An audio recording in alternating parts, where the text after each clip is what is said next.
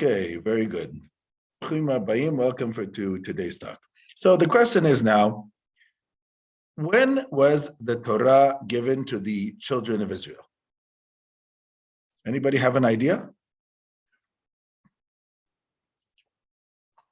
Not everybody at the same time, just one person. On the mountain? Well, what happened on the mountain? I assume you mean the mountain of Sinai. Yes. Yeah, okay. But it actually doesn't say in the Bible that the Torah was given there. What was given there, if you remember, was first the Decalogue, verbally. God speaks the Decalogue to the Jews. They run away in the middle. He continues talking with Moses. And then if you remember, Moses goes up the mountain for 40 days and 40 nights, and he comes down with the tablets. I don't know how you say tablets in Romanian. Tablet. Tablet. And he sees them dancing around the golden calf, and he breaks them. And then he goes up again. In fact, I'll explain according to Rashi when this happens. You see, as you can see, right? My whiteboard, it's a little hard to draw. You have, according to our tradition, the 6th day, the Hebrew month of Sivan, that is the day that God says the Decalogue to the Jewish people. It's a little hard to write on this guy. You know what I can do? I'm not going to use this. I'm going to use a Word document. It's just a little bit easier. Let me get a Word document. Okay, let's do this again.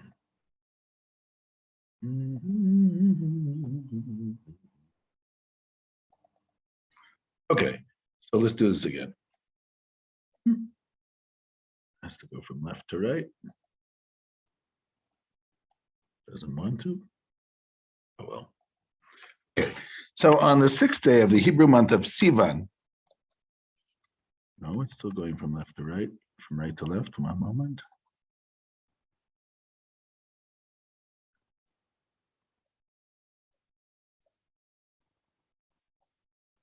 So on the 6th day of Sivan, according to our tradition, that is when Decalogue is spoken to the Jewish people, meaning the people of Israel. Decalogue, which is what we call the 10 Commandments in English. The only problem with the term 10 Commandments is that it's not clear that there are 10 Commandments there. Remember, the first one is, I am the Lord who took you out of Egypt.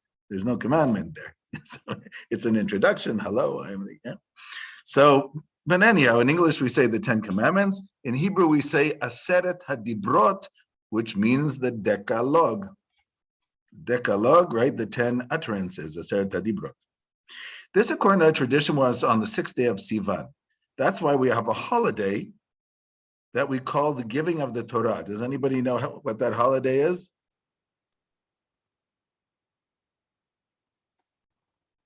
Which holiday is referred to as the giving of the Torah? Matan Torah. Anybody know? So the Jewish holidays, in Hebrew it's called Shavuot. Shavuot. And in Romanian you call it Pentecost. Right? Pentecost, because there's 50 days you count from Passover until you come to Shavuot. Because Shavuot is the only holiday in the Bible which does not have a date. All the other ones do. Rosh Hashanah is the first day of Tishrei, and it says so. It says the first day of the 7th month, because the months are counted from Nisan. The 10th of the 7th month is Yom Kippur. The 15th of the 7th month is Sukkot. And it says there's 7 days of Sukkot, and the 8th day is Shmini Atzeret. And then you have the 15th of the month of Nisan is Pesach, Passover. And then it says you count 50 days. We count from the 2nd day of Passover. And then you have the Festival of Shavuot, where you bring the 2 breads to the temple. And there's also the barley offering. So that said, Shavuot, when you count those 50 days, that holiday in the Torah is called the holiday of the harvest. And the Talmud says that that holiday was also the day that the Israelites received the Decalogue. They didn't receive anything tangible, but God spoke to the Jewish people on at Mount Sinai on the 6th day of Sivan, which every year when you count from the 2nd day of Passover, it comes out to the 6th of Sivan. That's why we call the Festival of Shavuot, the Festival of Weeks, we call it Zman Matan Toratenu, the time of the giving of our Torah, but the Torah was not given. It was the revelation of the Decalogue, which means that if you want, the idea of the Torah is the idea of God revealing him, her, itself to the people of Israel. That's the idea of the Torah. It's the idea of this interface, this meeting, this rendezvous between the children of Israel and God. But when was the Torah given? So if Shavuot is just when God spoke the Decalogue, when did they receive the Torah? Okay, I'm glad you asked me that question, or else I wouldn't be able to talk about it, right? So let's figure this out. I'm going to give you the position of the 11th century commentator Rashi, the way he understands it, and let's find it right. We'll go back to our little page here. So we have the 6th day of Sivan, which is considered the 3rd month.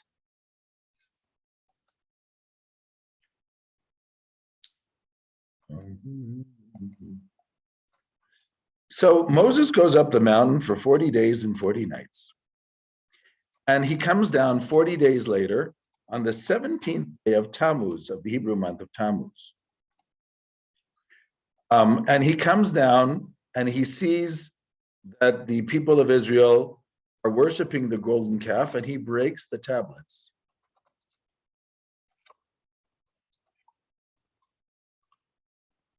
Not only does he break the tablets, he takes them, and he takes the golden calf, and he breaks it into powder. He makes it into powder, and it says he made the people drink from the powder with water, to make the point. But anyhow, it's interesting, by the way, because how many people actually worship the golden calf? If you remember the story in Shemot, in the book of Exodus, so Moses says to the Levites, he says, I want you to go out, and I want you to kill everybody who worshiped the golden calf. And it says that the Levites went out, and they killed 3,000 people. Those were the people who worshiped the golden calf. Now, remember, Israelites were about 2 million people. You had 600,000 men from the ages of 20 to 60, which is mentioned in the book of Numbers, because they're actually counted. Now, there must have been women too, and usually women are more than men. There's also children. So if you had 600,000 men from the age of 20 to 60, if you add to that women, let's say they were the same amount, and you add to that children, you have close to 2 million people. But only 3,000 worship the golden calf. Rashi, who's a big nationalist, he says, who are the ones who worship the golden calf? They were the mixed multitude who came out of Egypt, basically Egyptians. The Erev Rav, because that's what they were used to. Anyhow, whether that's true or not, the numbers are very small. It's 3,000 people out of close to 2 million. But the rest were spectators. Everybody wanted to see what would happen. You know, when you're driving in the car and there's an accident on the side of the road, everybody stops to look, what happened? And then there's another traffic congestion because everybody's got to look to see what happened. So something like that, you know, they made the golden calf, 3,000 people, and everybody wanted to see what was going to happen. So, showdown. Anyhow, let's go back to our little page. So he comes down and he breaks the tablets. 17th day of Tammuz is a Jewish fast day. It's one of the 4 rabbinic fast days over Jerusalem, which is actually mentioned as a fast day also in the Bible. I mean, excuse me. Well, yes, actually it is in the book of Zechariah. And one of the 4 fast days is called the fast day of the 4th month. So on the 17th day of Tammuz, he breaks the tablets, and later on, it becomes the day in the Second Temple period when the walls of Jerusalem are broken. Then he goes back up again for 40 days and 40 nights and prays to God that God will forgive the people of Israel for the sin of the golden calf. And he comes back down and another 40 days later, and it's the first day of the Hebrew month of Elul, which is the last month of the year. By the way, the month of Elul is called the month of Slichot, of forgiveness, because Moses comes down that first day telling the people of Israel that God will forgive the sin of the golden calf. And if you remember, that whole month before Rosh Hashanah, before Jewish New Year's, is a time where we also ask for forgiveness. And then, according to Rashi, again, Moses goes up for 40 days and 40 nights in order to bring down the second tablets. Because God said in chapter 32 of Exodus, engrave new tablets. You should engrave new tablets instead of the ones that you broke. In other words, you broke them, you fix them. So Moses has to engrave the new tablets, and he comes down 40 days later on the 10th day of the month of Tishrei, which is the Hebrew, which is the Jewish festival of Yom Kippur, which is a fast day and a day of penitence. He brings the second tablets. Okay, so now we know when the tablets were brought, but we still don't know when the Torah was given. We know when the Decalogue was said on the 6th day of Sivan. In fact, the Talmud goes into detail. It says the 6th day of Sivan that year was a Saturday morning, a Shabbat, and at 10 o'clock in the morning, that's when they heard God say the Decalogue. Anyhow, goes up for 40 days, comes back on the 17th of Tammuz, sees the golden calf and breaks the tablets, goes up again for 40 days and 40 nights, and comes back on the first day of Elul, and then again goes up, for 40 days and 40 nights, and comes back on the 10th of Tishrei and brings on Yom Kippur, brings the second tablets. Okay, so now we know, by the way, the Talmud says that in the first temple, in the Ark of the Covenant, there were the tablets that Moses engraved, and also the broken tablets, the remainder of the broken tablets that Moses broke. Both of them were kept in the Ark of the Covenant in the first temple time. Talmud says, why do you need the broken tablets? Talmud says, this is to teach you that a scholar who forgot their learning, because people can get Alzheimer's, they can get senility, that a scholar who forgot their learning, you also have to show them honor, because the broken tablets are also kept in the Ark of the Covenant. So anyhow, so when was the Torah given? There's an interesting discussion in the Talmud in Gittin, and this is already back in our booklet. Where is it? It's right over. Okay, this is going to put down here.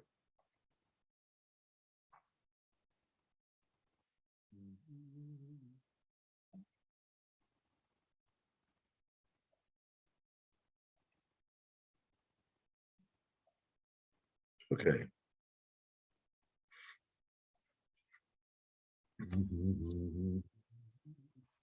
Here it is. This is taken from the Talmud, the tractate of Gittin 60a, right here. It's a little thing, but it's of interest. Rabbi Yochanan is an early 3rd century scholar in the land of Israel, said in the name of Rabbi Benaa, who lives at the end of the 2nd century. The Torah was transmitted in separate scrolls. As it says, then said I, lo, I come in the roll of the book, it is written of me. Rabbi Shimon ben Lakish says the Torah was transmitted in its entirety. As it says, take this book of the law, that's in Deuteronomy. What is the difference of opinion here? When was the Pentateuch given, the 5 books of Moses? Was it given all at one time as 5 books, or was it given piece by piece? The first opinion that the Torah was transmitted in separate scrolls means that Moses didn't write the Torah all at once. Because remember, in the Torah, in the Pentateuch, there are stories that happened during the 40 years of the desert. So logically, Moses writes it as it happens. But he writes it in what we call the prophecy of Moses. He walks into the tabernacle, God's presence is on the tabernacle, and he writes the story. So that would mean that he writes it piece by piece, and by the end of the 40 years, before Moses dies, he gives it to Joshua. And we saw before that there's an opinion that the last 8 verses were added by Joshua. But so the question is, how did Moses actually write the Pentateuch? The first opinion is that he writes everything in real time as it's happening over the course of the 40 years of the desert. By the end of the 40 years, before they come into the land of Canaan, it's already finished. Because it says in Deuteronomy, take this book of the Torah. By that point, it's already a book. And remember, the whole book of Deuteronomy is the last lecture of Moses, the whole book. These are the words that Moses said before the children of Israel, etc. Rabbi Shimon ben Lakish, a 2nd century scholar, who takes more of a fundamentalist point of view, he says, no, the Torah was transmitted in its entirety, meaning Moses wrote the whole book at one shot. This is the same Shimon ben Lakish who also claims that Moses wrote the last 8 verses, meaning he wrote the verses that says Moses will die, but he said he wrote it while he was crying. So if you remember, there were 2 opinions. So Ben Lakish says that the Torah had to be transmitted in its entirety. The only problem is, if you argue that the Torah was given in its entirety, when exactly was this done? If you're going to say at the beginning of the 40 years of the desert, that means that he's writing futuristic what's going to happen. That doesn't make sense, because it means that he's telling the people what's going to happen, the sins they're going to do, and they do it anyhow, if you understand what I'm saying. So obviously, according to Shimon ben Lakish, if the Torah was given in its entirety, it would have to be at the end of the 40 years. Because, or else it would mean that Moses is telling what's going to happen, and instead of correcting their mistakes, they actually just do it. So obviously, it's according to Shimon ben Lakish, the Torah is written in its entirety at the end of the 40 years. According to Rabbi Yochanan, in the name of Rabbi Bana, it's written piece by piece over the course of 40 years and finished by the end. This is the opinion that makes more sense logically. So it's still in the prophecy of Moses, but it's written piece by piece. By the way, this the Talmud asked the question, if I have a school of children and I want to give them just one pericopa of the Pentateuch, is that okay? Or do I have to write out the whole book for them? So the Talmud says, no, you can just give them one pericopa. Why? Because the Torah was also given scroll, and not in one shot. So it seems that seems to be the dominant opinion. So when was the Pentateuch given according to the Talmud? We don't know the exact date, but somewhere it was given probably piece by piece over the 40 years and finished before Moses died. Even according to the opinion that Joshua added the last 8 verses, Moses finished his part before he passed away. So and Moses dies, of course, right before they come into the land of Canaan at the end of the 40 years. Okay, so according to the Talmud, that's when it happens. And we already said that the canon of the whole Bible, of the whole Hebrew Bible, again, I'm just talking from the traditional point of view. I'm not talking from the critical point of view. The Talmud understands that it's sort of like speculation, but the whole canon of the Bible is finished by the men of the Great Assembly, and that would be no later than the year 300 before the Common Era, because we have Simon the Just, who is the last member of the men of the Great Assembly, and he lives about 280 before the Common Era. So approximately 300 before the Common Era. According to the Talmud, the Bible is finished. And therefore, all the discussions that we mentioned last week, whether the Scroll of Esther should be part or not be part, these are after the fact. First, it was in the canon of the Bible, and there were still discussions. Why did this happen, etc., as I mentioned last time. Okay, questions, anything? Oh, so let's go back to this. Now I want to go to the question of the apocryphal works. Sfarim hachitzonim. What books do we have in the apocrypha? There are actually quite a few. In this collection that I have, which was a Hebrew translation, it's funny, it's a Hebrew translation, but most of the books were actually written in Hebrew.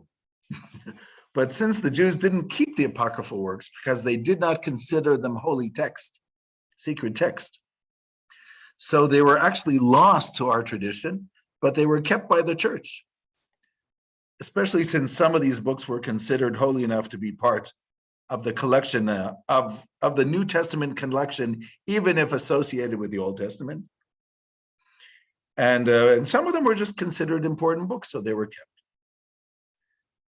The originals, the Hebrew originals, were lost. So for instance, when you read it in the Hebrew, sometimes it sounds a little funny because you can see it was translated from the Greek. So what do we have in these books? Take, for instance, one which I'll mention. You have the Letter of Aristeas, one of the earlier books of the Apocrypha. The Letter of Aristias, which tells the story of the translation of the Bible into Greek during the time of Ptolemy Philadelphus, who lives about 280 before the Common Era. So probably whoever's writing this book is living not long after that, maybe 250, 240 before the Common Era. I'll mention this soon. Then there's also, after that, we have Maccabees 1. Maccabees 1, if you remember the Maccabean revolt against the Seleucid Greek government, it takes place 167 before the Common Era until 164 before the Common Era, approximately 3.5 years. And the Book of Maccabees, which is written by an anonymous Jewish author, is so detailed that it was probably written very close to the end of the revolt, let's say somewhere around 140 before the Common Era. Maccabees 2 already is a different author. I think in the Christian Bible, I think only Maccabees 1 is included. I might be wrong, but that's what I think. Maccabees 2 is also an early work, but it's written by a different author, again, an anonymous author, who is writing somewhere during the Hasmonean Kingdom, again, maybe around the same time, 140 and 150, 140 or 130 before the Common Era. But he writes himself that he is actually taking all the information from a book which was written by Jason of Kiren. This Jason of Kiren was a Jewish historian who lived during the Hasmonean period, probably during the time of Alexander Janus, and writes a 5-book history book, meaning a 5-volume history book, which we do not have, but we know about it. And this fellow who writes Maccabees 2 says that he's actually taking it from Jason of Kiren's book, which he is familiar with. So he is writing 130, maybe 120 before the Common Era. Maccabees 3 and Maccabees 4 is already a much later book, possibly even written, hundreds of years later. So it's, as a historical document, it's not as important. When I flip through it and look more at things that we have here, after Maccabees, you have the Book of Tobias, the Book of Judith, which takes place during the Persian Empire, and the wisdom of Simon Bensira. The wisdom of Simon Bensira, as I said, again, we only had the Greek and Latin editions. However, when Solomon Schechter Professor Salman Schechter, who, by the way, was from Romanian Moldova, and he was a professor in Harvard, a professor in Oxford, in England, in the early 20th century. So he discovered what was called the Cairo Geniza. A Geniza is a place where you store sacred books and documents which you don't need anymore. You don't throw them away. You either store them in a Geniza or you bury them in a cemetery. Old Pentateuchs and tefillin, the phylacteries that we put on our head and our hands, and the mezuzot that we put on our doorposts, and the sacred books of the Bible, and sometimes even the Talmud. And so they found in the Geniza an original Hebrew copy of the book of Simon Bensira. That was the first time in the early 20th century where they saw a Hebrew copy of the wisdom of Simon Bensira, which had been lost until then. Then there are other books, of course. You have the book of Adam and Eve, the book of Enoch. There's Enoch 1 and then you have the book of the tribes, the commands of the tribes, the book of Jubilees, which is sort of like a book which goes over the Bible, the letter of Jeremiah, the book of Baruch, Psalms 151, which is unusual, and the wisdom of Solomon, additions to the book of Daniel, Ezra 4, the visions of Ezra, additions to the book of Esther, etc. So, what things can we learn from apocryphal works? Let me give you an example. Again, even though from Jewish point of view, it's not holy text, but they're definitely interesting books because they are written in the Second Temple period, and they can teach us a lot about those times. So let me give you an example here. I'm going to jump over this one for a moment.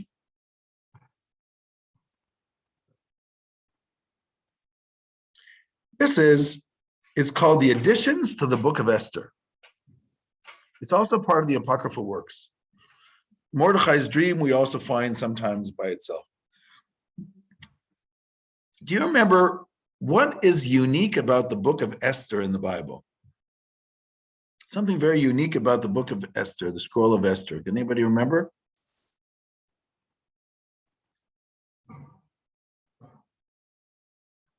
If you get it right, you can get the present, the prize. A trip for two to Bucharest. No. Oh, somebody here. There's something different about the Scroll of Esther, which you don't find in the other books.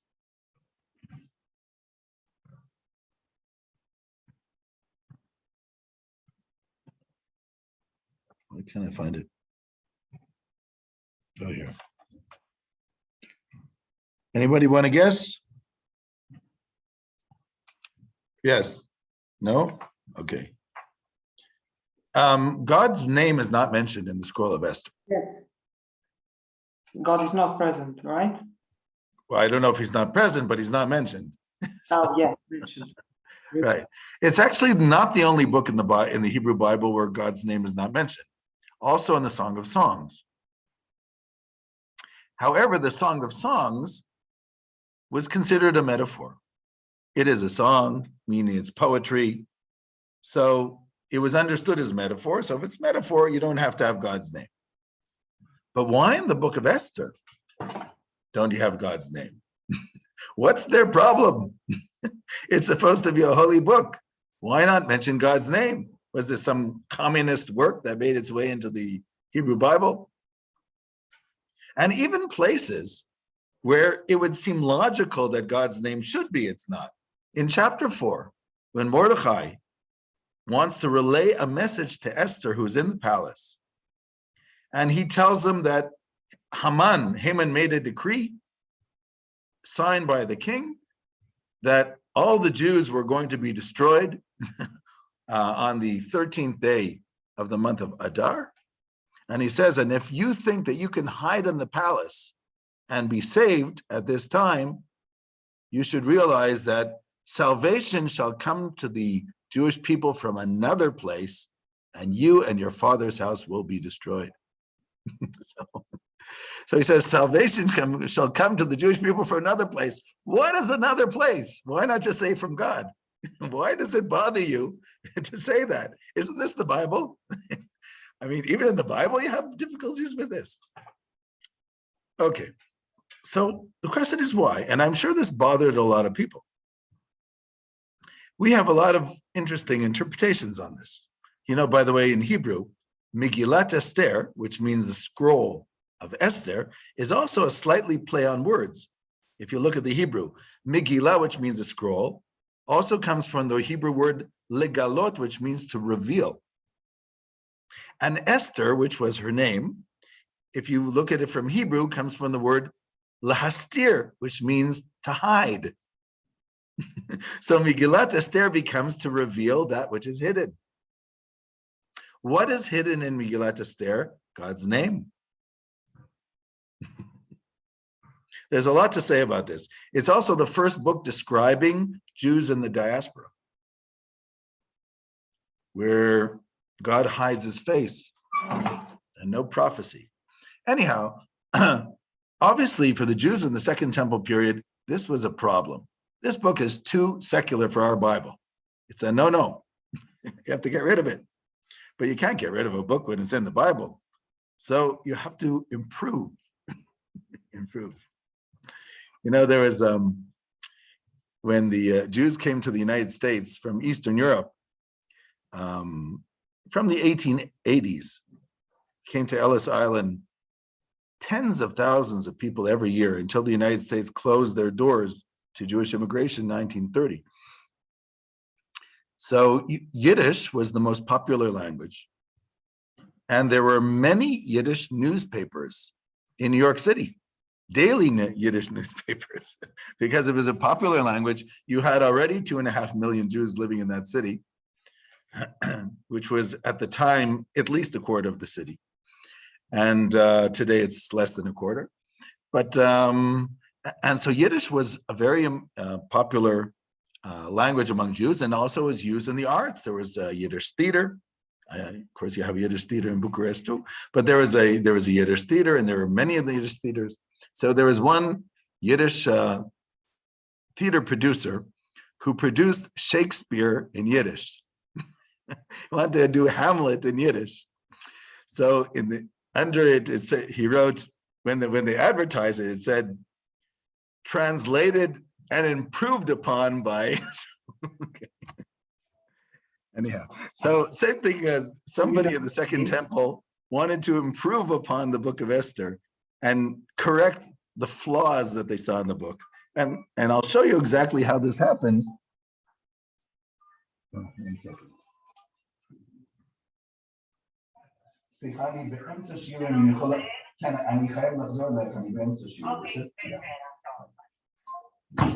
Okay, so let me show you. Let's open this up again. This is called the Additions. This is written sometime, possibly in the century before the Common Era, in the first century before the Common Era. You have Mordechai's dream. Watch. So let's look at these. It's called. There are 6 additions to the Book of Esther. Edition A, Mordechai's dream. Edition B, Haman's edict written in the king's name. Edition C, the prayers of Mordechai and Esther. Edition D, Esther goes to the royal court. Edition E, the decrees that rescinding the first one, and then Mordechai's second dream. Let's just look at 2 of them. Mordechai's dream. This is the place. Okay. Do you have, by the way, these things, anybody in Romanian? Would you possibly have it? Hold on a second. Anybody find it? If not, we'll just read the English. Okay. Okay, so let me just show you what it is. Mordechai had a dream on New Year's Day. At this time, He was living in Shushan, Susa, the Persian capital, which had been captured by Nebuchadnezzar, etc., etc. And in this dream, two dragons come together, and the nations try to wage war against the righteous nation. That nation can only be Israel. In their terror, the nation cried out to God. The prayer was answered from a tiny spring, became a raging river. That's in Mordechai's dream. People are praying to God. Now let's keep going, just to make the point. The second part is addition, the prayers of Mordechai and Esther. This is an addition to chapter 4. I told you in chapter 4, it says, Mordechai says to Esther, salvation will come from another place. Now look at the additions. And Mordechai prayed to God, acknowledged that God ruled for everything. Nobody could stand against his will. He prayed saying it's not arrogance that kept him from, oh, this is just, I see it's just a summary, too bad. It's not the actual thing. But anyhow, this is exactly what's happening. Then Esther prayed to God, and she removed her queenly garb and put on sackcloth. And she asked God to help her since she was truly alone in reviewing, etc. Basically, in the additions to the Book of Esther, the anonymous author has Mordechai praying, and then Esther praying, and then Mordechai again, and then Esther again. So it's constant rugachuna to God. They just keep adding and adding and adding. In other words, they now made it into a legitimate religious book, so now it's okay. Okay, so that's what I'm saying. They're trying to improve upon the Scroll of Esther by having Esther and Mordechai constantly praying to God. So it's pretty obvious what bothered them with the book. Now, this, of course, is not considered sacred writ from our point of view, but it's interesting because it shows that it really bothered people that you had this quote-unquote secular book in the Bible. Let me give you another interesting thing that you can see from the apocryphal work. This is from the Book of Jubilees. The Book of Jubilees, which I think is part of the collection in the Christian Bible, but related to, am I correct? It's a book that goes over the Bible and ends off somewhere in the Book of Exodus. So this is chapter 49, which is the second to last chapter. There are only 50 chapters in Jubilees. Now, I want to show you something. This chapter is talking about Exodus chapter 12. So let's look for a moment at Exodus chapter 12. I'll tell you exactly where it is in Exodus. If somebody can read it to me in the Romanian, I'll show you the difference between the two texts. Exodus 12. It's about the Festival of Passover, the Festival of the Unleavened Bread.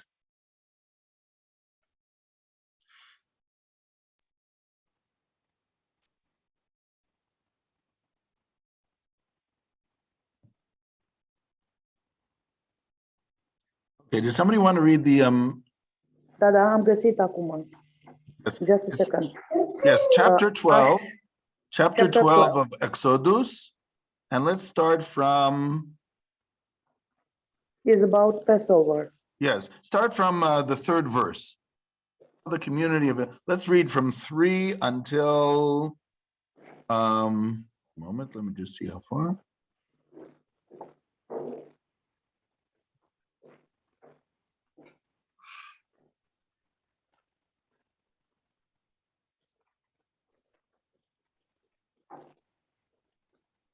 Three until 12, if possible. From verse 3 to verse 12. Is that okay? Ok.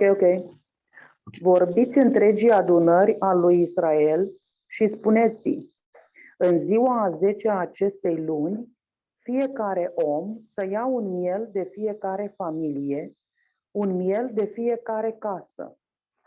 Dacă sunt prea puțini în casă pentru un miel, să-l ia cu vecinul lui cel mai de aproape, după numărul sufletelor. Să faceți socoteala cât poate mânca fiecare din mielul acesta. Să fie un miel fără cusur, de parte bărbătească de 1 an. Veți putea să luați un miel sau un ied. Să-l păstrați până în ziua a 14-a a lunii acesteia. Și toată adunarea lui Israel să-l înjunghie seara. să ia din sângele lui și să ungă amândoi stâlpii ușii și pragul de sus al caselor, unde îl vor mânca. Carnea să o mănânce chiar în noaptea aceea, friptă la foc, și anume să o mănânce cu azim și cu verdețuri amare. Să nu-l mâncați crud sau fiert în apă, ci să fie fript la foc, atât capul cât și picioarele și măruntaiele. Să nu lăsați nimic din el până a doua zi dimineața. Și dacă va rămânea ceva din el pe a doua zi dimineață, să-l ardeți în foc. Când îl veți mânca, să aveți mijlocul încins, încălțămintele în picioare și toiagul în mână, și să-l mâncați în grabă, căci sunt Paștele Domnului. În noaptea aceea, eu voi trece prin țara Egiptului și voi lovi pe toți întâi născuți din țara Egiptului, de la oameni până la dobitoace, și voi face judecată împotriva tuturor zeilor Egiptului. Eu, Domnul. Okay. Merci. So, there is when David Ben-Gurion, who was the first prime minister of the state of Israel, he once gave a talk in the UN in New York, and he said, "I don't know." He says, "In the United States, when you ask a child what is the beginning of the American people, so he'll tell you the story of the pilgrims who came on the Mayflower, and they came to the shores of the United States, and that's considered the early fathers of the American people. But if you ask them, what did they eat on the Mayflower? What did they wear on the Mayflower? Nobody remembers." He says, "But you ask a Jewish child, how did your people begin?" I say, "Well, that we know. They left Egypt on the 15th day of the month of Nisan at midnight." And what did they eat? We know that too. They ate unleavened bread because they had to leave quickly from Egypt. And what time did they leave? He said, at midnight, as I said. And what were they wearing? Well, it says right here. It says, with your cloak tucked into your belt and your sandals on your feet and your staff in your hand. In verse 11, it says exactly how, right? They had their cloak and their sandals and their staff, and that's how they left. In other words, we remember the moment of the birth of our nation as a very vivid moment. That's what Ben-Gurion was saying. Anyhow, so this is the story, what they did at night. Now, let me read to you what it says in the Book of Jubilees. You'll find something which is slightly different. In order to find it quickly, I just took that part of the story. Where is it? Right here. This is Jubilees 49, from verse 5 to 9. Somebody has it in Romanian. I don't know if you have it in Romanian. We can read it from 5 to 9. If not, I'll just read the English. Do you have the Book of Jubilees?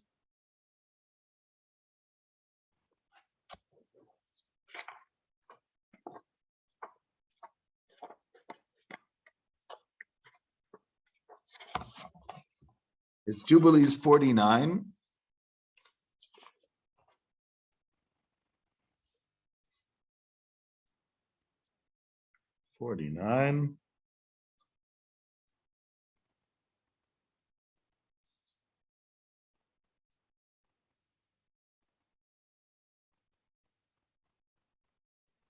I'm trying to find it on the internet Oh. in Romanian.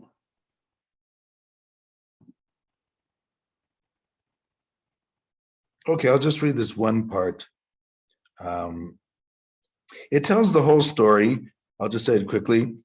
It says, remember the command that God gave you for the Passover on the 14th day to bring it in the night, because this is the beginning of the festival and the beginning of the festivity. And this is the day that God smote the firstborn of the Egyptians, from Pharaoh's firstborn until the firstborn of the lowliest one. And this is the sign on every house that you had to put, etc. Okay. Here, I'll read it from here. And this is a sign which God gave you. In every house, on the lintel, meaning on the top, you put the blood of the lamb, so that in that house they should not enter to slay, which means the angel of death won't slay the firstborn. Will pass over it. All those who are saved will be in the house. That's, by the way, what's called Passover. And the powers of God did everything according to God commanded, and they passed over the house of the children of Israel.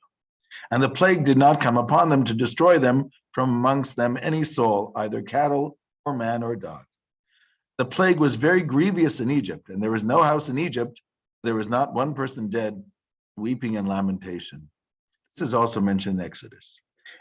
In the meantime, all of Israel was eating the meat of the Paschal lamb, drinking the wine, and was praising and blessing and giving thanks to the Lord God of their fathers, and was ready to go forth from under the yoke of Egypt, from the evil bondage. Now, there are at least two things which are mentioned here, which are not in the book of Exodus.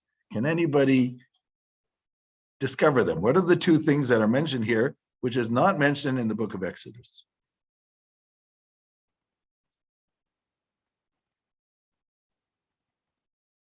Or even three things, I would say.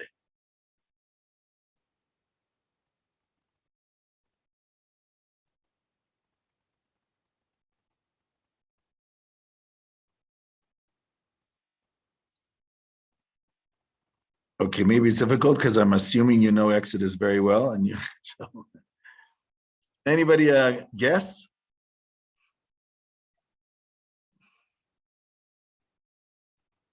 Okay, I'll help you. Let's take the last verse. All of Israel was eating the meat of the Paschal lamb. Is that mentioned in Exodus? Bringing the Paschal lamb that they ate it that night? The answer is? No. No, the answer is yes. In Exodus, we just read, when Monica just read, you take a lamb who is male and 1 year old, and you bring him as an offering. Yes, they did. Let's keep going. Drinking wine and thanking, lauding, meaning praising God, giving blessing and giving thanks. Which one of these is mentioned in Exodus?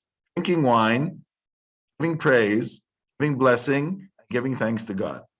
Which one of those is mentioned in Exodus?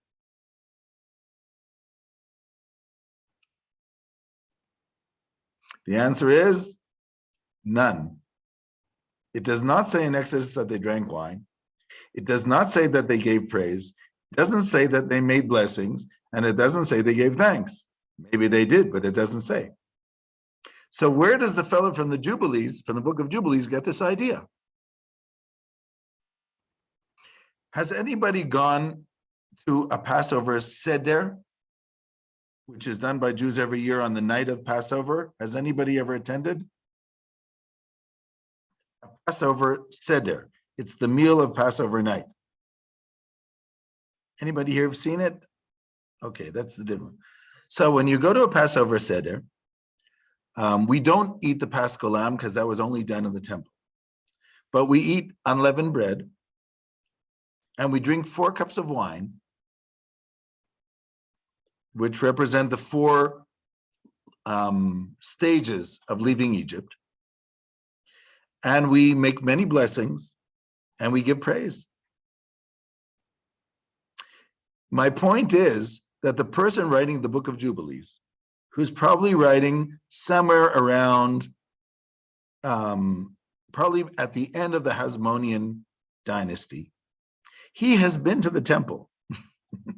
He knows exactly how they keep Passover in the Second Temple period. They bring the lamb, they make blessings, they sing praise of God, they eat the unleavened bread, and they drink 4 cups of wine. So he assumes that must have happened also in the book of Exodus, even though it doesn't say so. But he saw it in the temple, said it must have been also. Okay? Now, this is a very important document because this is the oldest document that we have that proves that our tradition of drinking 4 cups of wine goes back to the 1st century before the Common Era. You know what the second document is that also proves that Jews drank wine on Passover night? After this document, the first one is the Book of Jubilees, where actually it says that they drank wine. The second document is the New Testament, the Last Supper, which was Passover night. You have the wine and the unleavened bread. Of course, there's an argument between the Orthodox Christians and the Catholics. Is it unleavened or is it leavened? Right? The Catholics have unleavened bread for the wafer for communion on Sunday, and I think the Orthodox have leavened bread. I think there's an argument there. But the point is that this goes back to the matzah, the unleavened bread for Passover night, and the wine, which is exactly because Jesus was a religious Jew. Of course, he kept the Passover the way it was done in the Second Temple period. Anyhow, so in this document from the 1st century before the Common Era, I mean, the guy's just writing. He's describing what he sees in the temple, and he assumes this is the way it was done in the Exodus story. So there are also a lot of interesting things in the apocryphal works which teach us about the way Jewish practice was kept in the Second Temple period. Okay, let me show you one more item of interest from apocryphal works. And this one is the book of the Letter of Aristeas. I think we did not look at it, or did we? I just can't remember at this point.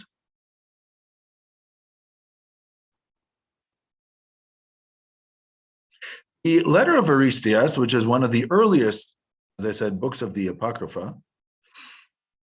because it talks about the story of Ptolemy Philadelphus and the translation of the Torah into Greek, the Septuagint, which happens, as I said, probably around 250 before the Common Era. So this, this book is, or maybe even 280. So this book had to be written not long after that. Let me just read to you just a little bit. There are two parts to the Letter of Aristias. The first is the story of the Septuagint. The second one is actually an attempt by the anonymous author to try to explain Jewish customs to a Greek audience. Why do Jews not eat pork? Why do Jews eat only animals that chew their cud and had a split foot? He tries to give different explanations, which is interesting. So let's read, though, this one. Letter of Aristias. Demetrius of Phalerab, the president of the king's library in Alexandria, received vast sums of money for the purpose of collecting together, as far as possibly could, all the books in the world. So they have a very big biblioteca, and they want to have all the works, all the books that existed in the world, by means of purchase and transcription. And in those days, there was no Amazon. You actually had to go and find the books. As far as he possibly could, all be right, to the best of his ability and the purpose of the king. On one occasion, I was present, meaning the person who's writing the book, writing this book, and he was asked, how many thousands of books are there in the library? And he replied, more than 200,000, O king. By the way, in ancient times, 200,000 books was a lot of books. Today, it's nothing. I mean, the National Library in Israel has more than 1 million books. But in those days, 200,000 books, it's hard to even believe that they even had 200,000 books. But I guess they did. And he said, oops, what's going on here? Sorry. Okay. Oh, my new computer is giving me problems. Hold on. And he said,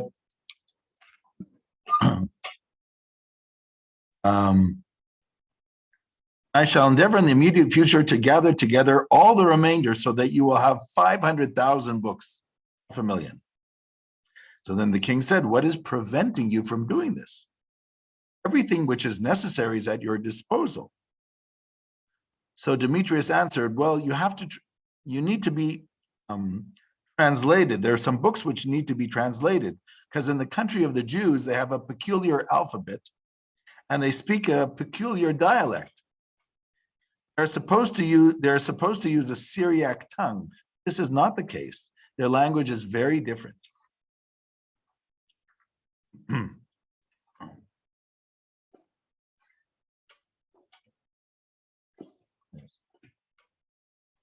Because their language is very different. So the king, when he understood all the facts, he ordered a letter to be written to the Jewish high priest. This should be accomplished. This is the memorial, meaning the memorandum, of Demetrius to the great king. Since you have given me instructions, O king, the books that you need to complete your library be collected, and all the defected ones be repaired, I have devoted myself to the fulfillment of your wishes. And now I have the following proposal. The books of the law of the Jews are absent from the library. They are written in Hebrew characters and the language has been carelessly interpreted. Do not represent the original. I am informed by those who know that they have never had a king's care to protect them. It is necessary that these be accurate for your library, as they contain laws of divine origin, full of wisdom and free of blemish. For this reason, literary men and poets, the mass of historical writers have held them aloof from referring to these books, the men who have lived in accordance with them, because their conception of life is so sacred and religious. As Hecatatus of Abdera said, if you please, O king, let's write them a letter to the high priest in Jerusalem, asking him to send 6 elders from every tribe, men who have lived noblest life and are skilled in their law, that we might find out the points which the majority of them are in agreement, and obtain an accurate translation. You can place it in a conspicuous place, in a manner worthy of the work itself, etc. So he says, let's take 6 men, ask for 6 men from every tribe, or 12 tribes. How much is that altogether? 6 men from every tribe, 72. 72, not 70. That's right, 72. And interestingly enough, in the Talmud, in the tractate of Megillah, where it also talks about the translation of the Torah into Greek, it also says 72. So maybe it was called Septuagint because more or less 70. But in both of the sources, it says 72. Anyhow, King Ptolemy sends greetings and salutations to the high priest Eleazar. Since there are many Jews in my realm who were carried off from Jerusalem by the Persians, and many of them were captives, and he says that he let the captives out.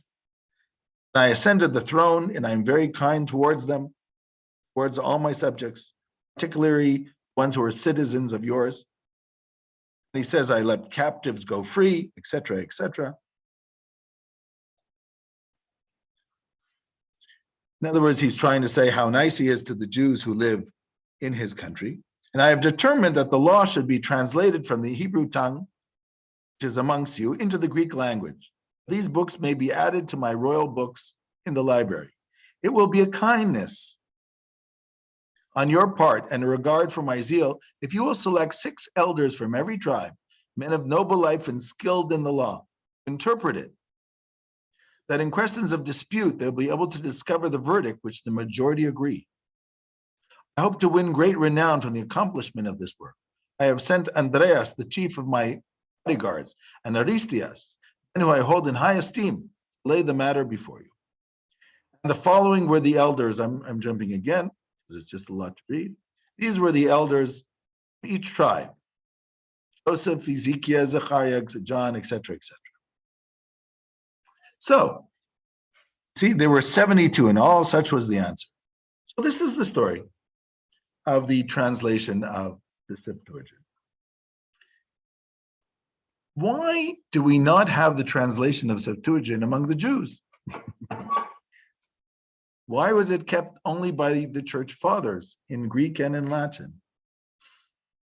Probably because it was forced upon the Jews. Remember, this king is saying, you know, I did all these good things for the Jews in my area, therefore, we would like you to translate the law, but they sort of feel compelled to do so. And this is also the first translation of the Pentateuch into any other language. Today, the Torah has been translated, the Hebrew Bible has been translated to probably every possible language that exists today. In fact, it's still the bestseller, even more than Shakespeare. Shakespeare is only in second place. But in the United States, if you go into Crown Plaza, which used to be called Holiday Inn, which they have all over the country, a lot of the hotels, you open up under the night table and there's a Bible, which was donated by these religious groups. So the Bible has become very popular in translations, but remember, this was the first attempt to translate the Bible into any other language which was not Hebrew. And there was even a discussion in the Talmud whether this is okay or not, meaning a discussion after the fact. Was this the right thing to do or the wrong thing to do? Rabbi Gamliel of the 2nd century actually said it was fine because the Greek language is a lovely language, and therefore it can express some of the ideas. But there were others who were not as complementary to this. De facto, the Septuagint was not kept by Jews. Because of that, it wasn't trusted because it wasn't clear whether the Septuagint, which exists today, was the original or not. There's no actually way to know that or not. But when we do investigate the 5 books of Moses for academic reasons, of course, it's an important source, just like the Samaritan Bible is an important source, and just like archaeology is an important source. But I'm just saying, traditionally, Jews never really use the Septuagint as a translation or a commentary to the Bible. However, there were sanctioned translations to the Jewish Bible. Does anybody know what the first sanctioned translation of the Jewish Bible was in the Second Temple period? Does anybody have an idea? And what language it was translated into?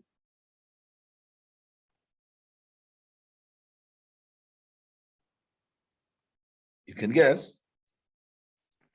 It probably was not Chinese. Greek. What? Greek language. It wasn't Greek because Greek already existed, Septuagint. No, but that's a good guess. Latin. Because of the Romans. That's also a good guess, but no. Aramaic. Especially Greek would have been good when the Greeks were okay with the Jews. But remember, after the Hanukkah story, the relationship was a little stressed. And even under the Romans, at the beginning of the Romans and the Jews got along, but after the time of Herod, there were no more Jewish leaders that would put in charge of the Jews, and the Romans were actually quite nasty with their Jewish subjects. So when people are nasty to you, you're not interested in translating the Bible into their language. But there was a translation in the 1st century, a translation that very possibly Jesus was familiar with. In Aramaic. Sorry? Aramaic language. Excellent. It was Aramaic. Does anybody remember who was the translator who made that first translation in Aramaic? His name was Onkelos. It sounds like a Greek name. Sometimes Onkelos is referred to as a convert, as a ger. There's another fellow by the name of Aquilas, who's also called a convert, and there's sometimes mix up between the two. But definitely the first translation of the Bible into Aramaic, which was sanctioned by the rabbis of the Second Temple period, was this Onkelos, which is either slightly before the Common Era or slightly after the Common Era. Onkelos. And it's only on the 5 books of Moses. After Onkelos translated the Torah into Aramaic, and remember, Aramaic is a Semitic language. Not only is it a Semitic language, it's actually found in the Bible. 7 chapters of the book of Daniel are in Aramaic. So it's already indigenous to the Bible. It's not something unusual.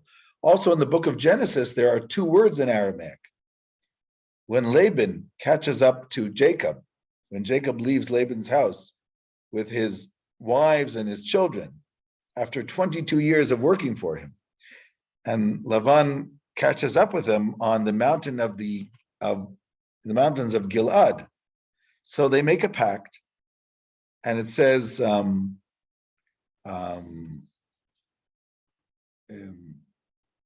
it says they made the pact at the mountains of Gilad, and Laban called it Yegar Sahaduta, which means the mound of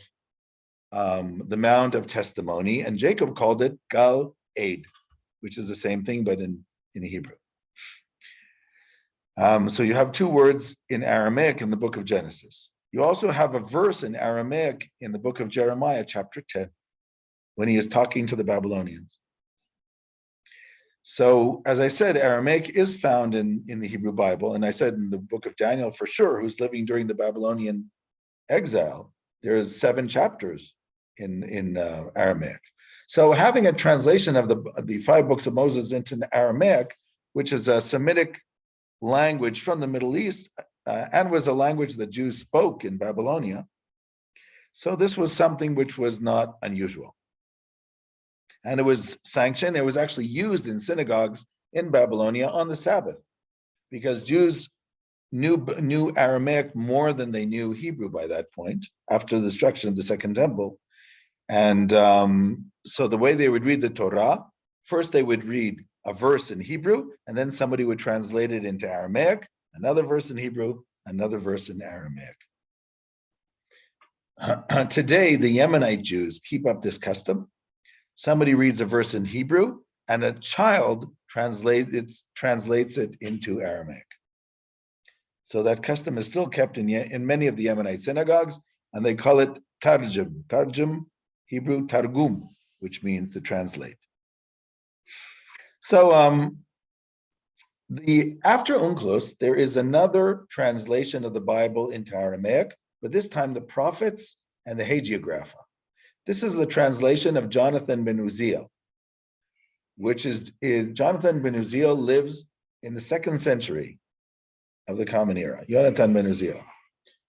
So, and he translates the prophets into Aramaic. After him, there's another translation, which is called the Jerusalem translation. Not clear who did it. And later on, there's another translation in the time of the Geonim, somewhere around the 5th or 6th century, maybe even 7th. So there are few translations into Aramaic during the time where Jews are speaking Aramaic. So this is not unusual, but the first was Unclos. After that, there is no other translation into any language for hundreds of years. We do find in Spain translations of the Bible into Ladino, but it's mostly from Jews who left Spain. Ladino, which is, of course, Castilian Spanish with Hebrew words. We also find a translation of the 5 books of Moses into Yiddish, but much later, 17th and 18th century. Yiddish, which was used by Ashkenazic Jews, it's basically Old German with Hebrew words.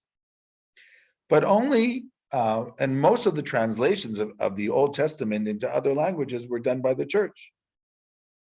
The first translation of the Bible into a non-Jewish, let's say, language, if you want to put it that way, after Aramaic, was the translation in the 20th century done by Martin Buber of the Torah into German. Because, as I said, all the other translations were actually done by the church and not by Jews. Later on in the 20th century, you have translations into English, in all of the 20th century, into all the European languages too. Some of them done by Jews, still majority by non-Jews, but some of them done by Jews too, especially in English and in French. Any place you had large Jewish communities. In Poland, it was not done in Polish by Jews, because in Poland everybody spoke Yiddish. Same thing in Romania. So I think that the early translations that they had in Romania were also done by non-Jews. There are actually some people working now on a translation into Romanian through HaSefer and the Rabbanut and the rabbi's office in Bucharest today. But anyhow, so I just wanted to mention that. Remember, translations are commentaries. So every translation is a commentary. So when you sanction a translation, it means that this commentary is also legitimate commentary. Close is definitely seen that way. Jonathan ben Uziel, the 2nd century, he brings a lot of material, not only within his translation, midrashic material, which means rabbinic interpretations of the Second Temple period. He puts them into the translation, which is also interesting. Okay, any questions? Question? No? Yes? Are we holding? Okay. See how we're. Okay, so this is basically what I want to say about the apocryphal works.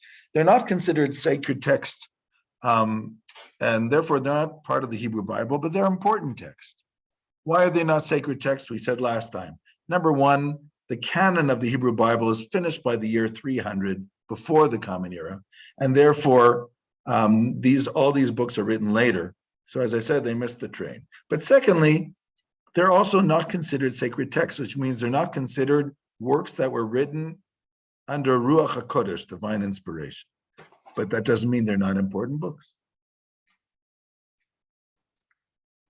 Okay.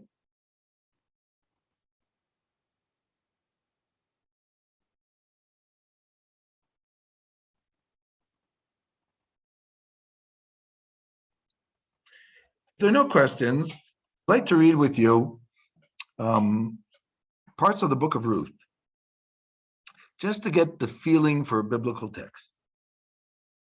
And well, I'll put it before you for a moment. You can read it by yourselves in the meantime. If you have it in your own Bible, that's also fine. I will be back in 1 minute. 1 minute.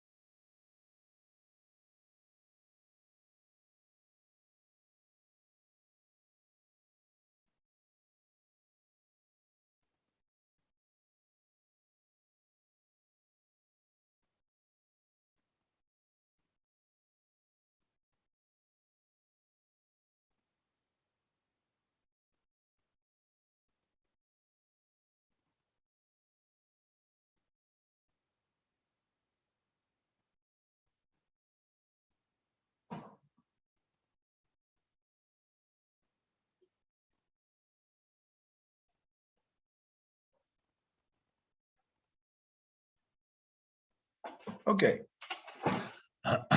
I wrote an article years ago about the symbolism in the Book of Ruth. If you remember, when we read from the Talmud, the Book of Ruth is associated with the prophet Samuel. The reason why it's associated with Samuel is because the Book of Ruth at the end gives the genealogy of King David, who was, of course, appointed and anointed by Samuel. All kings were anointed with olive oil. And through a shofar, they used the ram's horn and olive oil and poured it on their head. Okay. So I said that the prophetic mind is a symbolic mind because prophets, if you remember, received their prophecy in enigmas, in symbols, in riddles. The visions that they see, like in Jeremiah, who sees a pot boiling over towards the north, and then has to understand that from the north will come the evil. So they see symbols. It's like a dream.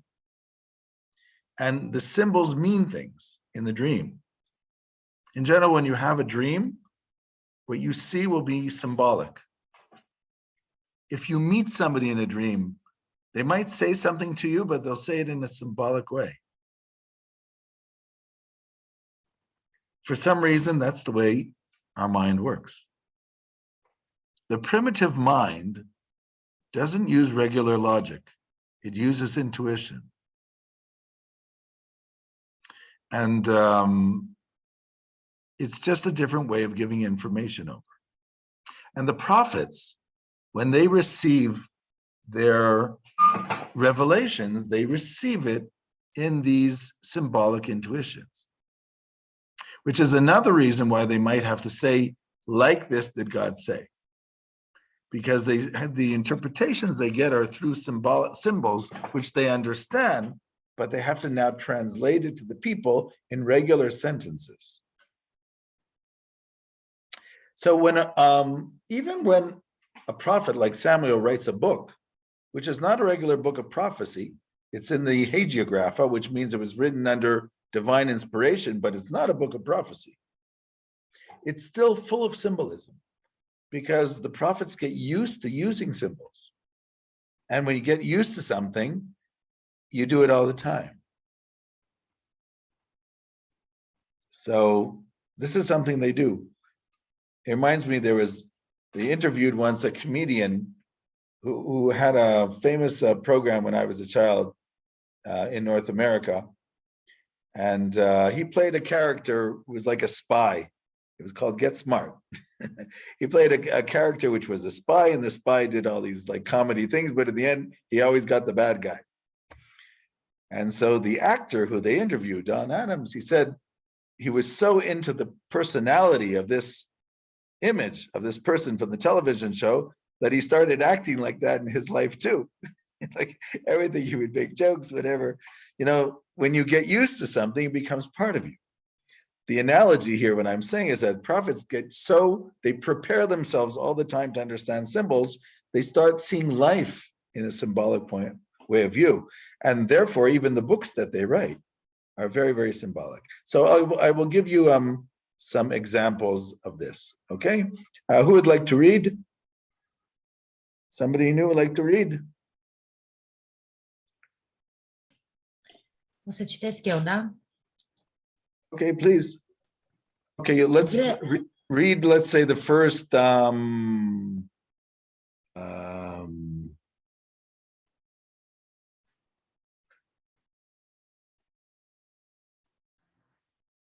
the first four verses. În zilele acelea, când cârmuiau în Israel judecătorii, s-a întâmplat foamete pe pământ. Atunci un om din Betleemul lui Iuda s-a dus cu femeia sa și cu cei doi feciori ai săi să locuiască în șesul moabiților. Numele omului aceluia era Elimelec și femeia sa o chema Noemina, iar numele celor doi feciori ai lor erau Mahlon și Chilion. Aceștia erau efrateni din Betleemul lui Iuda și veneau în șesul moabiților, au rămas acolo. După un timp, Elimelec, bărbatul Noeminei, a murit. Ea a rămas cu cei doi feciori ai săi. Aceștia și-au luat soții dintre moabitence. Numele uneia era Ofra, iar numele celeilalte era Orfa, iar numele celeilalte era Ruth. Aceștia au trăit acolo. Okay, merci. That's enough so far. Okay, sufficient. So, what's happening here? In the time of the judging of the judges, which is already a funny statement, there's a man who lives in Bethlehem, which is of course in Judea, and his name is Elimelech. Now, there is a famine in the land, right? There's no food. And Elimelech decides to leave Bethlehem, and to go to the fields of Moab. Bethlehem, of course, we're familiar of that town. which is also the place where King David was born. But this is before King David. We're 6 generations before King David in this story. Does anybody know what Bethlehem means in Hebrew, literally? What does Beit Lechem mean in Hebrew? Right? Every town has a meaning. Does anybody know? Don't you study Ivrit? What does Beit Lechem mean in Hebrew? House Anybody? of House of bread. excellent. Puina, yes? The house, Casa de Puina, the house of bread. Now just think for a second what's happening. The paradox. There's a famine. I don't know how you say famine in Romanian. Famine, do you say? foamete. Okay, that's a hard one for me. So there's a famine, and they leave the house of bread, Bethlehem, to go to the fields of Moab. Right away you say, uh-oh, they made a big mistake. Right? So the narrator, who according to our tradition is Samuel, is already saying at the beginning of this was a big mistake. They're leaving the house of bread. And where are they going to? The fields of Moab. How do you say fields in Romanian? In French, it's champ. How do you say it? Câmp. Oh, like kumpina. Okay. So they go to the fields of Moab. Now you have to understand, they're going from a house to a field. A house is protected, a house is warm, a field is open, could be cold, unprotected. You see the symbolism which is going on. The house of bread to the fields of Moab. You left the bread in the middle of a famine, so nothing good is going to happen. You went from the house to the field. Now you have to understand, Moab had cities. It didn't only have fields. I'm assuming if they went to Moab, they went to a city. But for the narrator of the book of Ruth, they're in the field. Small city, large city, what does it matter? They're in the field. They left the house. Okay, so already you see that there is an agenda in the book. The book is trying to say. Okay, let's go back. Here. Now, the man's name is Elimelech. Not only will you find symbolism in the names of the places, there's symbolism in the name of the people. What does Elimelech mean in Hebrew? Elimelech. Elimelech. Now, if Eli was with a tzera, the 2 dots, it would mean to me. But when the 3 dots, 2 dots would mean God, El, Eli, my God. But it's when it's 3 dots, it's El, which is to, towards. So Elimelech, I'm sorry, Radu? Melech, it's the king. Melech is a king. Remember, he's from the tribe of Judah, and therefore they consider themselves a royal tribe, because Jacob said that the royalty will never leave the tribe of Judah. So that's why he says it. I should be the king. Eli Melech, it should be me. I'm an important guy. Okay? So there's also this sort of like, that might have been his name. Maybe it wasn't. We don't know. But in the narration here, it sounds like I deserve to be the king. Yes. Let's see what the other names are. His wife is Noemina, which in Hebrew is Naomi. Naomi, by the way, in Hebrew, comes from the word Naim. Naim.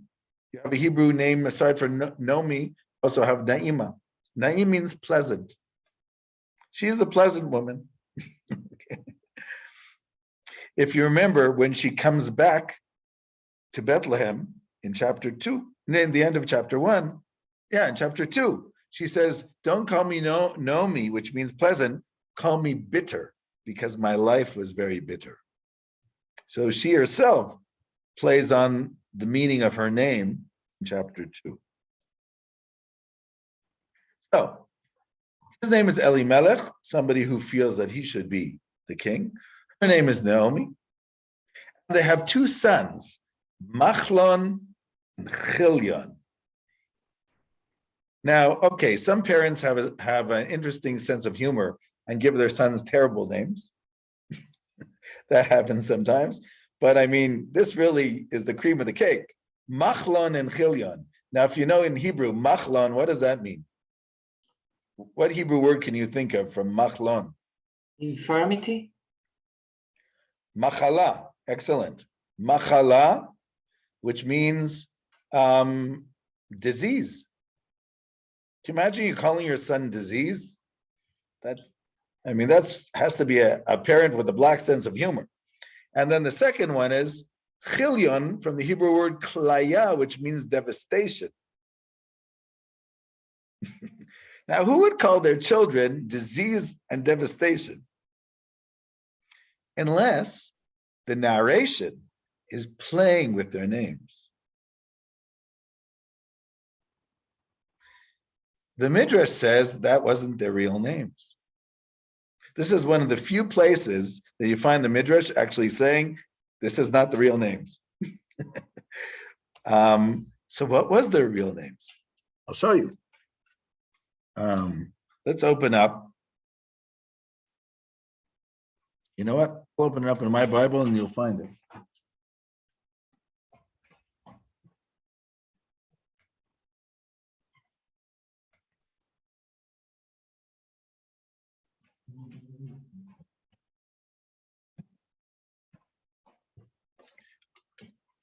First of all, what would be the reason that the narrator would want to give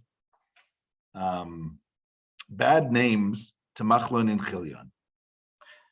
Well, number one, they take these Moabite women to marry, and then of course both of them die in chapter 1. I mean, it's quite a tragic story.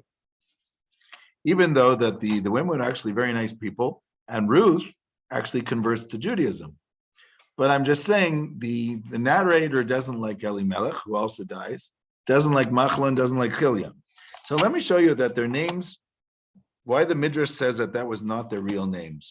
This is taken from the book of Chronicles, Divrei Hayamim. I think it's Chronicles 1, chapter 4. Chronicles 1, chapter 4, where you have the lineage of Judah. Does somebody have it there? Okay, last time there was somebody who kept them. Okay. If you look the lineage of Judah, and they talk about those who live in Bethlehem in verse 4, and then, one second.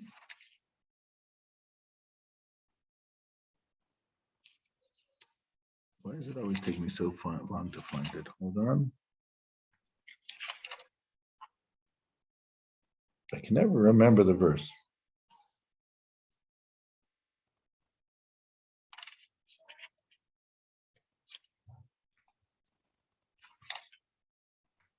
No.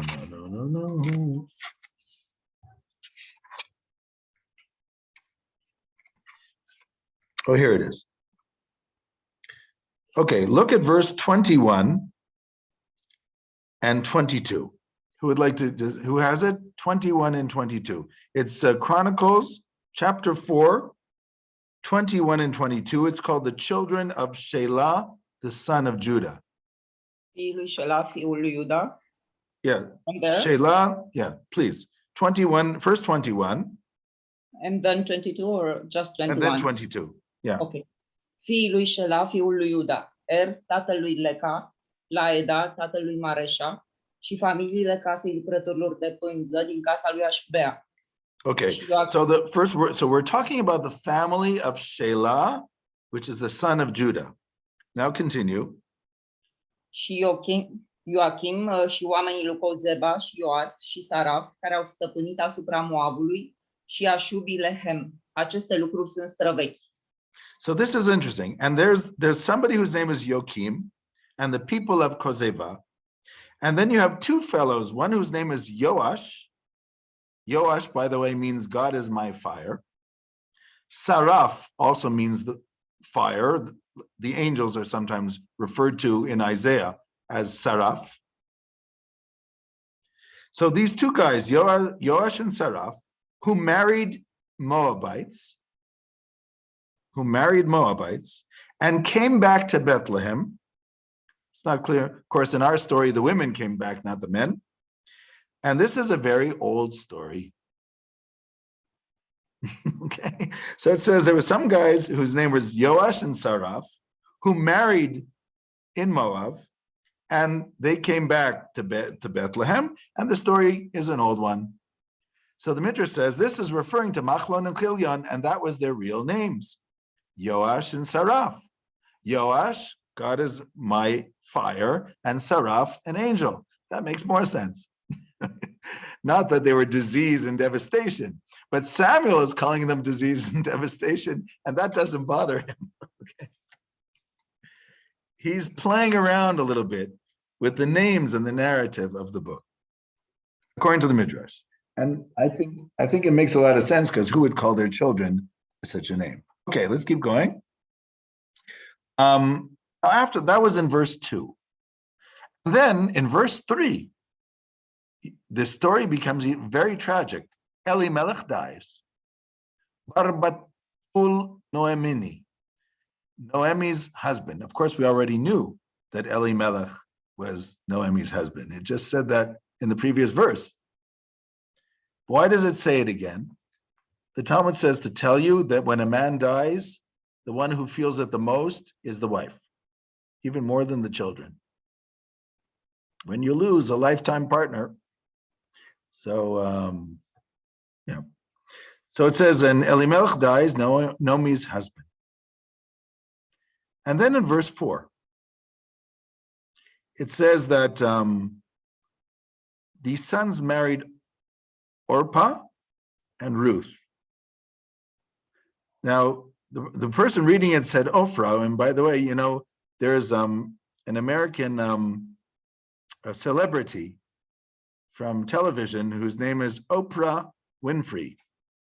Oprah Winfrey's name at birth was Orpah Winfrey, but she switched it to Oprah.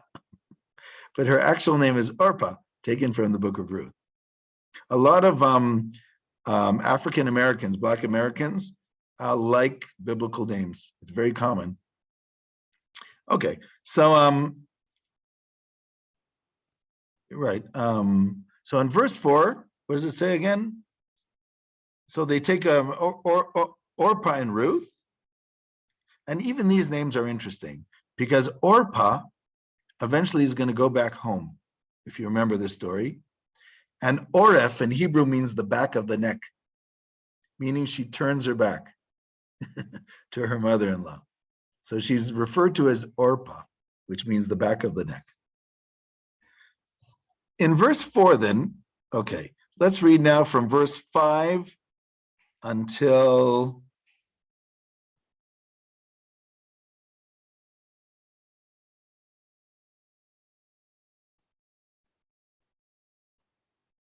wait, it's hard for me to understand the Romanian. I have to see the Hebrew. Hold on, just one moment. Wait, hold on. Sorry.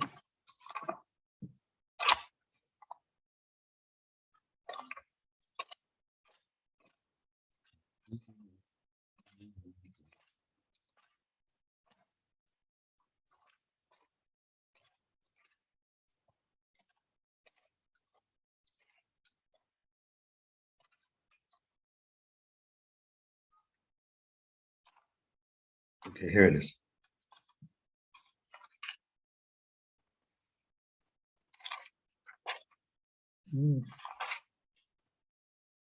Okay, so let's read just till the end of the 6th verse. Just 5 and 6 now. 5 and 6.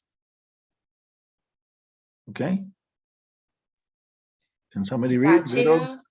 Yeah. După aceea au murit amândoi feciorii ei, Mahlon și Chilion, și a rămas femeia aceea și fără bărbatul său și fără cei doi feciori ai săi. Atunci s-a hotărât ea cu nurorile sale să se ducă în șesul moabiților, căci auzise ea în șesul moabiților că Dumnezeu a cercetat pe poporul său și i-a dat pâine. Right. Also here, very interesting. It's like everything is going downhill. Elimelech dies, the sons die. It's like everything's downhill. And verse 6 says, and they got up. Right? Verse 6, where's the word they got up? Vatakum, they got up, she and her daughters-in-law, and they left from the fields of Moab because they heard in the fields of Moab that God remembered his people to give them bread. Right? God comes into the picture when they're willing to go back. Again, you can get the whole feeling everything was downhill when they left. Now that they're going back to Bethlehem, everything is picking up and is good again. Okay, verse 7. Verse 7. Shabda. Da. Deci a plecat ea din locul acela în care trăia împreună cu cele două nurori ale sale. Dar mergând ele pe cale pentru a se întoarce în pământul lui Iuda. Okay. This is 7. So they go, right. So they left. Now look what it says. Now they left the place that they were in. It's almost like they forgot the name. They left the place that they were in. We know where we were. They were in Moab. Why don't you just say they left Moab? In the narrative, it's like, good thing they got rid of it. They left that place that they were in, and they started going back, she with her two daughters-in-law, on the way to Judah. All of a sudden, the text is slowing down. They're on the way. Why is it slowing down? Because when you're walking and you have a long way to go, there's a long time to think. And now the narration wants to put you into the mind of Naomi. What is she thinking? Well, she's walking back to Bethlehem. And during this verse, she must be thinking a lot. Now let's look at verse 8. Noemina a zis către cele două nurori ale sale: întoarceți-vă și vă duceți fiecare la casa mamei voastre și să facă Domnul milă cu voi, cum ați făcut și voi cu cei morți și cu mine. And also number 9. Domnul să vă ajute ca să vă găsiți adăpost fiecare în casa bărbatului său. Apoi l-a sărutat, iar ele, începând a se tângui și a plânge. So she thinks for a while as she's walking with them, and then she realizes there's no reason for them to come with me. They've never been in Bethlehem. They don't know anybody there. And it's not sure that they're going to like it. So she turns around and she says to them, go back home. Go back to your mother's home. And may God show you kindness, just like you showed kindness with the deceased, with your husbands. May God give you peace. Each woman at her house, and she kisses them, and they cry. Now, verse 10. Au zis: nu, ci ne vom întoarce împreună la poporul tău. They say, so these are nice girls. They say, we're not going to leave you. You're a family. We want to go with you. Verse 11. Noemiana însă a zis: întorceți-vă, fiicele mele. De ce să mergeți voi cu mine? Au doar mai am eu feciori în pântecele meu ca să vă poată fi bărbați? Right. So this is interesting. Naomi now turns to them after they said they want to come with her. And she says, I don't think that's a good idea. Why would you want to come with me? Do I still have children for you in my womb? Okay, number 12. Întorceți-vă, fiicele mele, întorceți-vă, căci eu sunt prea bătrână ca să mă mai mărit. Și chiar de v-aș spune că tot mai am nădejde, și chiar dacă la noapte aș avea bărbat și apoi aș naște fii, Number 13. ați putea voi oare aștepta până ce vor crește? Puteți voi oare să întârziați sau să nu vă măritați? Nu, fiicele mele, mie îmi pare foarte rău de voi, căci mâna Domnului m-a apăsat. Right. Now this is very unusual. He keeps saying to them, why would you want to come with me? I don't have any more children. I'm too old to have a man. And even if I had a man, would you actually wait for and I had a child, would you wait for the children to grow up? Would you wait until and you would stay by yourselves all those years? No, don't come with me, because I am very bitter, because the hand of God has smitten me. Now, what is this all about? Why is she saying that? Aren't there men in Bethlehem? Why do they have to be from Naomi? If you look in the Bible, look at the book of Deuteronomy. Deuteronomy chapter 23.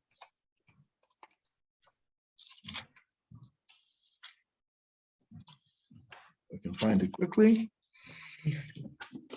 No, it's, yes, right at the beginning of chapter 23, verse 4. Deuteronomy chapter 23, verse 4. For they did not come to meet you? No, it starts, there shall not come an Ammonite and Moabite. Can you see that?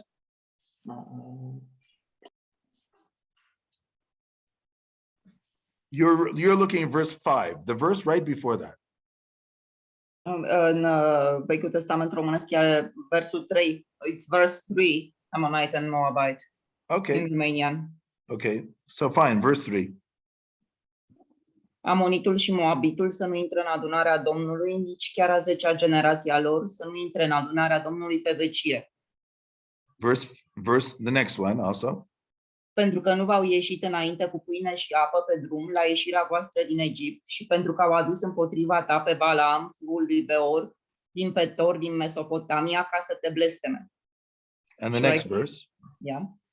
Dar Domnul Dumnezeul tău n-a voit să asculte de Balaam și Domnul Dumnezeul tău a schimbat blestemul acela în binecuvântare, pentru că tu ești iubit de Domnul Dumnezeul tău.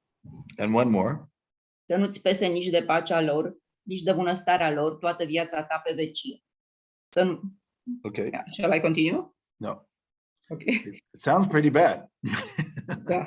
It says basically that Ammonites and Moabites should not enter God's congregation. So, meaning they're not supposed to marry into the Jewish people, the Israelite people. Now, they married 2 Moabite women.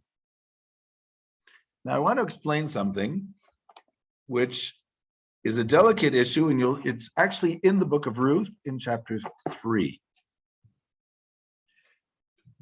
According to the oral tradition, which we have in the Talmud, this statement in the Torah in chapter 23, which prohibits an Ammonite and Moabite from entering the congregation of Israel, is referring only to the males, because it's written in the masculine, Ammoni and Moavi. Why is it only referring to the males? Because the reason given is they did not give you bread or water when you came out of Egypt. And if you remember the story in the book of Deuteronomy, when we came out of Egypt, it was both here and in the book of Numbers, we wanted to pass through the land of the Ammonites and Moabites in order to make the walk to Israel shorter. And they said, if you try to cross our land, we're going to go out to war with you. And therefore it was the males, because the males were the ones who were fighting. So according to rabbinic tradition, the males are not allowed to enter the people of Israel, but the females are allowed to. However, there's a difference between the law and society. It says not to look for their peace, and their males are not allowed, so who needs them, right? So basically, people lived in Bethlehem, they considered themselves the aristocracy. And nobody would marry a Moabite woman, even if it was allowed. It wasn't considered high level, because the Torah has all this negative things to say about the Ammonites and the Moabites. So what's happening is Naomi, who knows the mentality of the people living in Bethlehem, knows that nobody is going to marry Ruth or Orpah, because they don't want to have a bad name. It's not about Jewish law. It's about a bad name. Right? You have that in every culture. don't marry those type of people, or don't marry those type of people, right?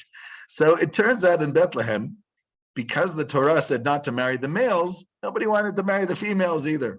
We like marrying somebody who the whole nation is okay if they want to convert.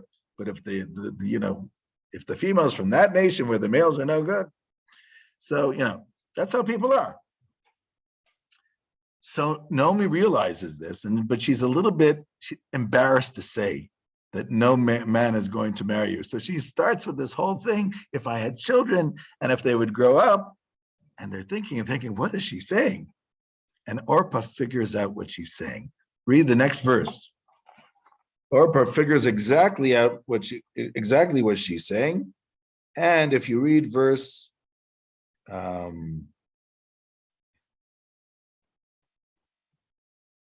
14, right here. Read verse 14. Atunci ele Oops, din I'm sorry. No. Too quick. Yes.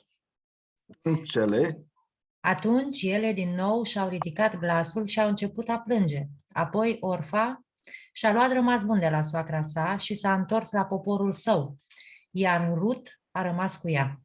Okay. In other words, Orpah understood it's going to be really hard to find a husband in Bethlehem. So she kisses her mother-in-law and she leaves. And that's why in the narrative she's called Orpah, the back of the neck. But Ruth clings to her. Now look at the next verse. Și a zis Noemina către Ruth: Iată cum nata ta s-a întors la poporul său și la Dumnezeii săi. Întoarce-te și tu, după cum nata ta. Look what it says. She's going back to her people and to her God.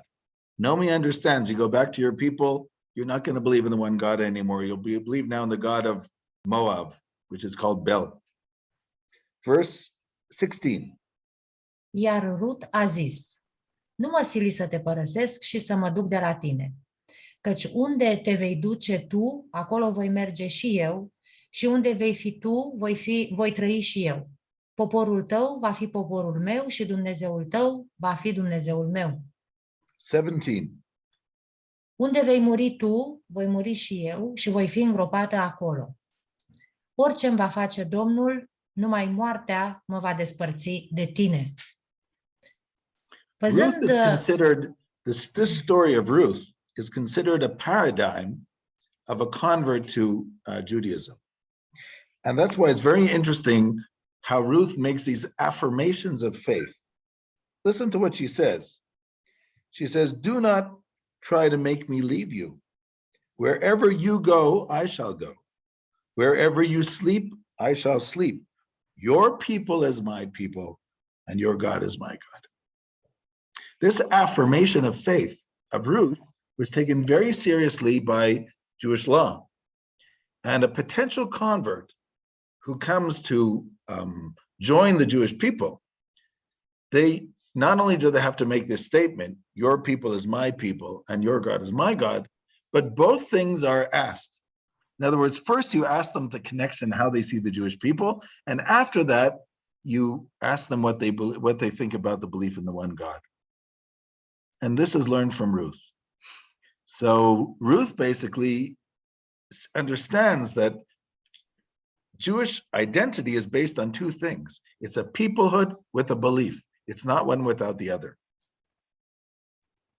Which means a person can't say, well, I think Judaism is a beautiful monotheism, and therefore I want to be Jewish, but I don't like the Jews so much. That doesn't work. You also can't say, I really like the Jews, I'd like to join them, but their Torah and their Torah doesn't make any sense to me. Also no good. Okay? It's a package deal. It's the belief system and the people. And it has to go together. And Ruth understands that. Your people is my people. Your God is my God. You know, interestingly enough, the Talmud in Menachot, and this is brought down by Maimonides in his Book of Jewish Law, it says when a potential convert comes to convert, what do you say to them? What's the first thing you say? The Talmud says you say to them, why do you want to convert? don't you know that the Jewish people, there's a lot of anti-Semitism out there? Until now, you know, you were walking around Europe, everything was fine. Now all of a sudden you're a Jew. Oh, some people don't like you. Are you sure you want that? I'm paraphrasing, but basically that's what they say. Don't you know that the Jewish people are suffering, and there's a lot of difficulties, etc. If the person says, I know all about this, and I'm very happy that my lot be just like their lot, meaning that my future be just like theirs. So if they say that, it says you accept them right away, and then you explain belief in God, the prohibition of idolatry, some of the main commandments, and then Maimonides adds, but you don't overburden them with the explanations because you don't want to stop them from entering the right path. But it's interesting, the first question is, don't you realize what's going on with the Jewish people? Are you sure you want that? The Talmud says that already in the 4th century. So I just thought that's very interesting. Another thing, by the way, what we learned from the laws of conversion from this chapter is that 3 times you're supposed to discourage a person from converting. And 3 times Naomi says, go back. But when she realizes that Ruth is clinging to her, she says nothing. Now, the goal of my reading this first chapter, by the way, was not about the conversion story. It was about the symbolism, the use of the symbolism in biblical text. The names of the places, Bethlehem, that actually is the name of the town, but it's also the house of bread during a famine, okay? Is this the exact story? Was there a famine? I don't know, but it works very well with the house of bread. The names of the people, Elimelech, who wants to be the king, Naomi, who is pleasant, the sons, Machlon and Chilion, disease and devastation, which according to the Midrash was not even their real names, it was Yoash and Saraf. Orpah, the back of the neck, because she turns away. And Ruth, why is Ruth called Ruth? The Talmud says that Ruth is called Ruth because, you know, in Judaism, there are 613 commandments. But there are 7 commandments to the children of Noah, which I'll explain next week, what the 7 commandments are. And so therefore, everybody's a child of Noah. So she had the 7 commandments, but she had to add 606. In numerical value in Hebrew, Ruth comes out to 606. Resh is 200, Vav is 6, and Tav is 400.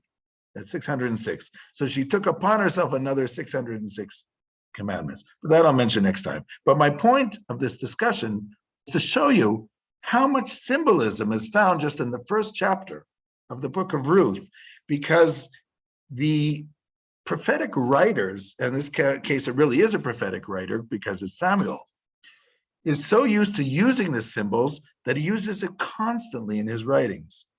And the symbols add a layer of meaning to the text, which goes beyond the simple meaning of the text. I'd like to continue that a little bit next time also, and show you a few other examples from the book of Ruth, how symbolism is used in the biblical text. Okay, if there's somebody who I forgot their name or I didn't add it to the list, I can do that right now. If there's somebody who I missed, who came in later. Not, that's also okay. Okay, so then I wish everybody have a good evening and hopefully see you next week. Okay. Shalom. Thank you. Next week. Thank you. Bye.